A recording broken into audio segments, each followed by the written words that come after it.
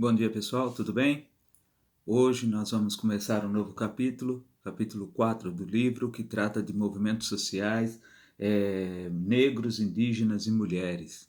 Então, esse capítulo ele fala bastante sobre os direitos que foram conquistados a duras penas por determinados grupos brasileiros, né?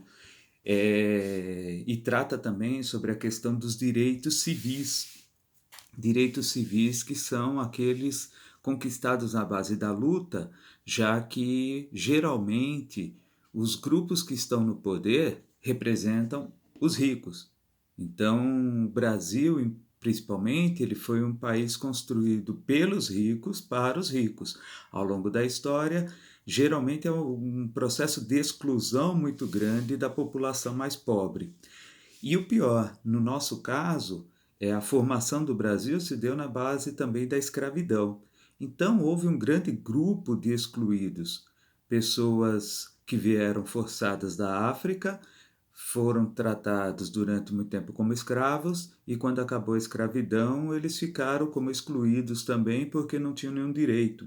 Lembrando que a questão da escravidão era terrível, um sofrimento desumano, mas o pior que quando a escravidão acaba em 13 de maio de 1888, vai acontecer um processo de afastamento desses negros dos centros das cidades que estavam crescendo no país e os grandes fazendeiros, que eram proprietários desses escravos, ao verem que sua mercadoria, porque o negro era considerado uma mercadoria, se transformou em um cidadão livre, o que vai acontecer? Os fazendeiros se recusam a pagar salário para esses ex-escravos e começa então um processo de vinda de estrangeiros para o Brasil, principalmente italianos, vieram muitos italianos, espanhóis, portugueses e depois vêm outros grupos.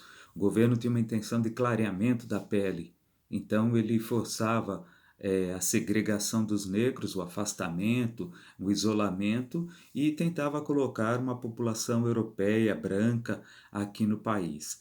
Isso vai gerar uma série de conflitos.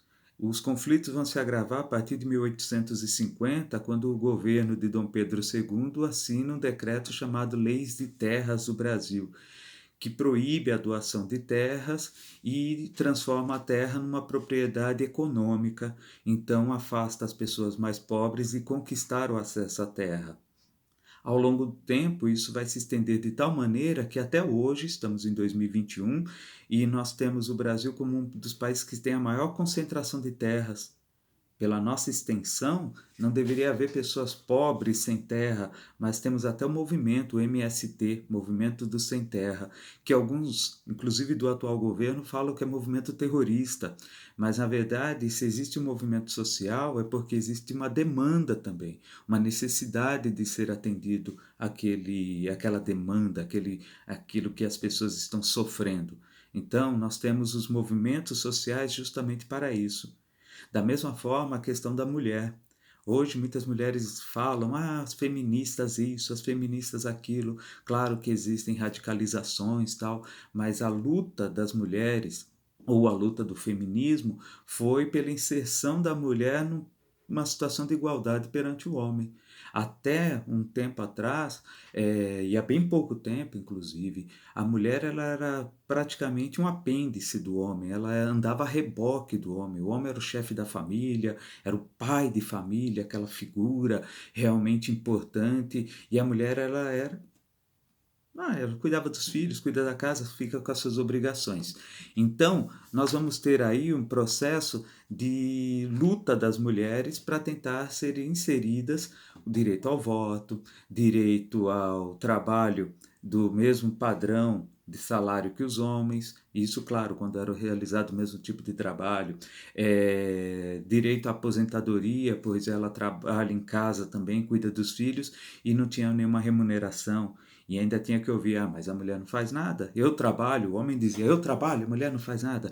Cuida da casa, faz comida, cuida do marido, tem um monte de obrigações e ela era considerada como só a dona de casa. Então a luta das mulheres foi muito forte para elas terem direito ao voto, a ter voz na sociedade, serem respeitadas. E isso é uma coisa muito difícil ao longo do tempo, porque o Brasil é um país extremamente machista.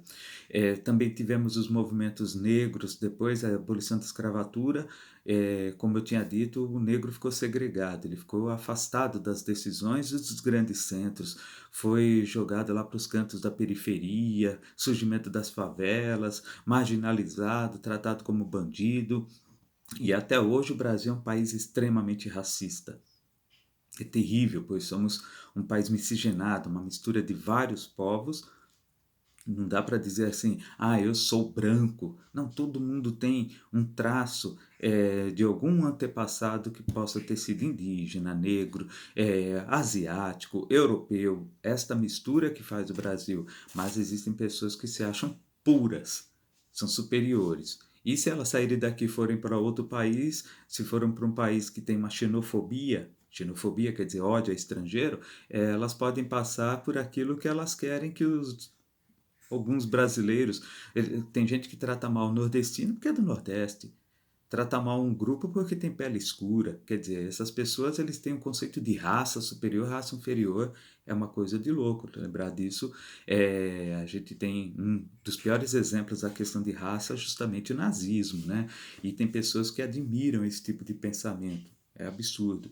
Então, as lutas dos movimentos sociais, elas vão existir porque o mundo, a maior parte dos países é capitalista. Tudo que existe hoje foi transformado, todos os produtos, tudo que a terra oferece foi transformado em mercadoria.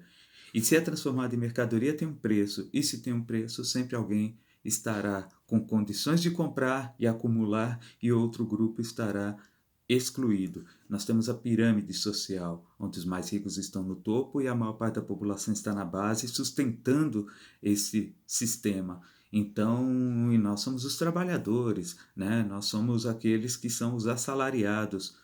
Muitas vezes estamos preocupados aí com a bolsa de valores, sendo que nós somos assalariados. E quem realmente tem ações, tem muito dinheiro investido, são os banqueiros, empresários e tal. E eles, muitos deles, têm mais poder sozinhos do que uma massa da população, porque eles ajudam a eleger e derrubar políticos. Então, a história dos movimentos sociais só existe porque existe exclusão.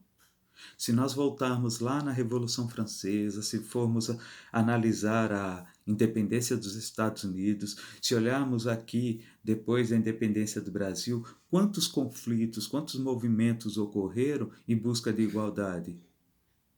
E mesmo assim, na maior parte do mundo, nós temos grandes bolsões de pobreza. No caso do Brasil, a pobreza, principalmente por conta da pandemia, vai aumentando muito, enquanto alguns grupos privilegiados vêm garantindo esses privilégios, garantindo suas fortunas, garantindo seus ganhos, e a boa parte da população não consegue nenhum auxílio emergencial. Então temos que pensar porque o Brasil é assim, temos que voltar na história para entender como se formou esse Brasil desigual e principalmente saber quais são os nossos direitos e nossos deveres para mudar a situação, vocês que são jovens, e não dizer sempre foi assim, vai continuar assim.